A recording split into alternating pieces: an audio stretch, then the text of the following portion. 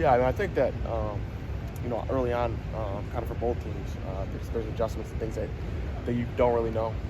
I think that just makes you fall back on some of the rules that you have. Obviously, we went through camp, played a lot of football, spring ball. We've been drilled on this offense, so it's just understanding what your rules are, no matter what kind of defense they throw at you, and being able to adjust. So we're gonna go off of week one and go off of what we know and prepare the best that we can, but we also have to be ready for any adjustments that need to be made. Colorado State had a lot of success through the air against these guys last week. Have you had a chance to watch that week one tape of them, and what were your thoughts on their secondary and kind of what they showed defensively? I haven't watched all of the game one, but I've watched like clips of it. But I haven't watched it just straight through. I think that they did some good things. And I think that one thing Washington State did really good was taking advantage of mistakes, whether that was just receivers, not coming back to the ball, closing on your guy. Number 3 had a strip sack or a strip for a fumble. So they did a good job of creating turnovers. They run really well. They have a lot of good athletes on the outside and the perimeter, or on the outside and the inside. So I think they're a good challenge. And, I'm excited for this week.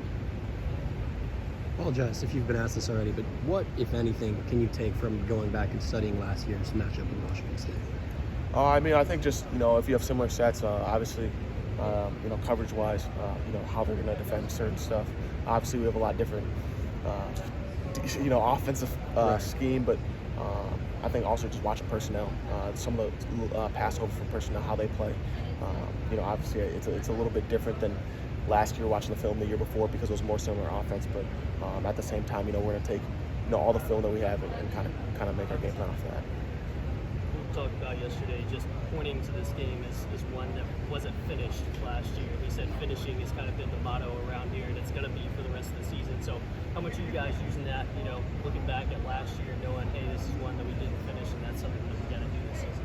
Yeah, I think any of the 12 opportunities you get are important, but definitely one that you feel like you might get away or you lost. It leaves that little bitter taste in your mouth. So we know that we got to come in here prepared, and we know that they're going to be hungry. They're a hungry team. We're going to Washington, obviously, and playing in a hostile environment. So we got to be ready, and I know that the boys will be.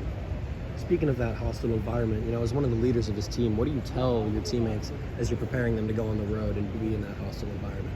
Yeah, I think anytime you're in an environment like that, or on the road in the Big Ten, you just got to lean on each other.